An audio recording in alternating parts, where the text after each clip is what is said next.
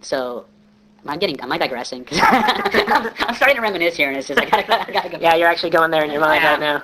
Okay, now, you shared about, kissing, fingering, your oral technique, and how to get a girl to orgasm a couple of times before, you even stick your dick in her. But right now, let's talk about the coup de grace, so to speak, the really messy, wet, sumptuous orgasm that women cannot possibly ever fake in their lives. And guys, this is great because when this happens, you know for a fact that you've turned this woman into a smoldering pile of love goo in your hands. So, but I actually heaving and fetal comes to mind. exactly. Actually, I didn't know about this technique, even though I had read David Shea's journal. I guess I didn't read it too closely, but I didn't know about this technique till you brought it to my attention, and we both pretty much got our first glimpse of this thing through what exactly? It was a video put out by a guy named Seymour Butts. Those of you who are porn aficionados may have heard of him. But it's more of an instructional video. It's more of an instructional video, actually, and I highly recommend it.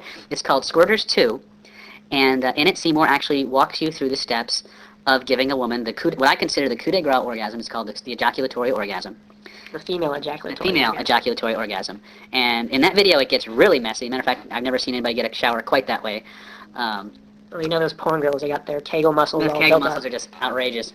But, yeah, the first time I played with this, it was actually the first time the woman I was with had ever had an orgasm in her life. And literally, she curled up in a fetal position with this puddle the size of a small manhole cover on a mattress, and she's just, the look on her face, you hear things like doggy dinner bowl. This was beyond doggy dinner bowl. This was like, you're a god, type of a look. Yeah, and guys, before you try this thing, invest in sheets. Yeah, preferably. Preferably like the kind where water just rolls off of it. Oh my god. Oh my god. Now trust me, you'll thank me for that piece of advice. It's true. Yeah, roll up the Egyptian cotton and put them somewhere else for afterwards, because it's a mess. It's a messy one. And this actually is kind of, when I do the sexual conditioning stuff that I do, where women actually start buying me things and paying for my food. Which we'll get into a little bit. This is kind of the technique that puts them over the top. They're pretty much primed with the 2 or 3 orgasm rule prior to that. But when you do this, I guarantee you, I would say probably 8 out of 10 women anywhere have never had this kind of an orgasm. So you do the 2 to 3 orgasms, and then you finish it off with this one. Yeah, exactly. That's important, because once this one happens, this girl is putty in your hand. She will, if you have a girl who didn't want to do an anal sex or whatever like that, after this, she'll let you stick it anywhere. I can't tell you how many women who've just rolled over and said, do whatever you want to me. I mean, it's just, they just get to that point where it's like, oh, whatever he does feels good, and I just go with it, All right, so let's get into the nitty-gritty technique of this stuff. Okay. The nitty-gritty for the ejaculatory orgasm? Yes, for the squirting orgasm. Okay, first of all, remember I mentioned earlier that when you're doing the secret twitch, which is where you're licking her and you're feeling for the clenching of the muscles, that rough spot in there is a G-spot. Now, as she comes more and more times, you're going to notice that particular area, the G-spot, yeah, it starts to swell. It starts to get more and more full. And that's because the G-spot's actually a gland, right? Indeed, it's called the skin gland, which actually have the openings on the outside of the vagina. And the skin gland is responsible for creating the fluid that lubricates the vagina. It's very similar. It's very similar to the lubricant found in semen. I believe, if my medical history serves me correctly. It's a lubricant, and what happens is that area gets more and more engorged the more time she comes. Now, many of you guys may have had this experience where a woman, you've just finished a rigorous round of intercourse. She's got to pee. And she's got to pee. Okay. Well, it's not that she has to pee per se. It's that gland gets so full, and it puts pressure on the bladder.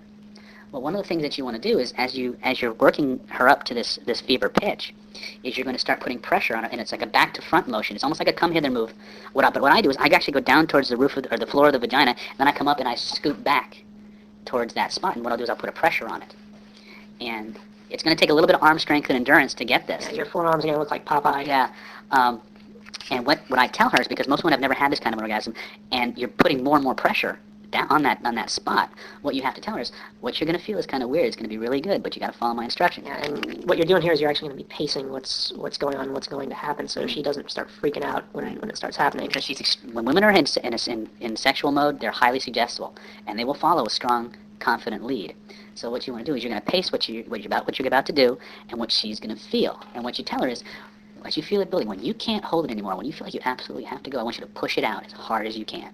So what you say is, once you start doing the back and forth motion, the come hither, you tell her, exactly what you're doing. You're saying, I'm going to be, stimulating your G-spot. Mm-hmm. And what you're going to feel is you're going to feel that pressure building. It's going to feel really good. But you're going to feel more like you have to pee. I want you to understand that you don't have to pee. It's something else. You're going to ejaculate. And when you feel that you can't hold it anymore, when you can't stand it anymore, I want you to push it out as hard as you can. And from that point on, you just keep, you go At a steady pace. Steady pressure. And what'll happen is as she gets closer and closer, you can actually go harder here. And what I'll do is I'll keep that, I'll still dip my fingers towards the floor of the vagina and then come up and scoop back. Because when you actually go towards the floor of the vagina, it actually stimulates more fluid production. When you come back, and eventually what happens is when she starts to push it out, there'll be this explosion. Now some women will only give you a little handful, some will just wet the entire bed. I mean, I had one woman that ejaculated so hard one time, I was actually kissing her and manipulating her with my hand. My face got wet. That's how fast and how strong this stuff came out. But it's not urine, okay? It's just female lubricant. And once she gets past that initial self-consciousness, and it's an orgasm that just rocks their world. Every single female that I've ever done this to has wound up in a fetal position on the bed, just quivering. I mean, they just can't. They just never had that experience, and they want it again. It totally just destroys them, so that they're pretty much shut down for a few minutes. That's when you start doing more foreplay stuff, because it gives them a few minutes to recover while building the fires again. And then you can go back to doing, clitoral stimulation with your finger. You can do oral. There's other ways to do the ejaculatory orgasm. The one that I recommend is having her on her back first, because you can see what's going on. And the arm motion for, going in and stimulating this thing, it kind of reminds me of a train, where they have that bar on the wheels and it's like chug it, chug it, chug it, chug it, chug it, chug it. I mean, it's kind of like that circular motion, only kind of like reversed, where you're kind of going down and scooping up and pulling back. It's definitely a scooping motion. It's almost like, if you were going to make a snowball, how you dip your hand into the snow and you pull the snowball out and then you pat it down. Well, the first part of that where you dip your hand in and come up and out and scoop it, but you're only using 2 fingers. That would be the motion I would describe it as best to get it. And it gets tiring. Yes. This doesn't happen in a few minutes. Yeah, this is why you don't go for it first. Yeah, because you got to prime the pump, per se. Mm-hmm. Those 2 or 3 orgasms, it's not just to blow the woman's mind before you even start having your fun with her. It's to prime her for this moment where, after she has this orgasm, you pretty much have free reign to do anything you want, and for as long as you want, or whatever. So, but it gets tiring because this is not something that happens fast, because you got to get in there and you got to start milking this thing. Guys who go for this right off the bat are pretty much setting themselves up for disaster, because usually, first of all, the thing I understand about sex, generally the first time with any woman is the worst time if you're going to be getting together. It's because you don't know each other. Okay, there's a lot of insecurities. Will he like me naked, or she like me naked? You got this raging hard on, so your brain cells are suffering from lack of oxygen. You've got all these things going on. So generally speaking, the first time you have sex it may still be good, but compared to what could happen subsequently, it's the worst, because you don't know each other. Use these techniques, it won't matter. But if you go for the ejaculatory orgasm first, you haven't given her enough time to build up the fluid to get the real strong, powerful response that you could be getting. You may get it, depending on how responsive she is to you, but I like to stack the deck. I mean, I want to guarantee. I'm not much of a gambler. I like stuff that I can count on every single time. And this is exactly how it works, and it works like that every time. All right. Now, you have a lot of other techniques that you do, and we're going to save that for your book. Okay. Even though I'd like you to give away everything. You're a little too smart for me on that one. But one thing I do want to touch on is, of course, the back door, otherwise known as the caca method. Now, I don't know about you, but, there's something a little bit taboo about anal, which is attractive to me, but, with a woman, anyway. And a lot of guys, feel the same way.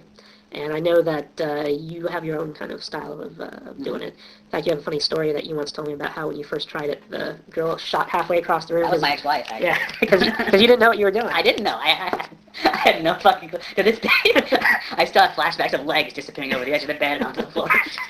One of those things. But yeah, the simple truth is that because a lot of guys who don't know about this stuff, they can hurt a girl. I was talking to a friend of mine the other day who had the situation where he tried it for the first time with this girl he was seeing, and he kind of messed it up, and the girl didn't have a very good experience with it. So, I think it's important for guys to talk about this type of thing. And of course, we're 2 heterosexual men, so in that non-gay way. In that non-gay way.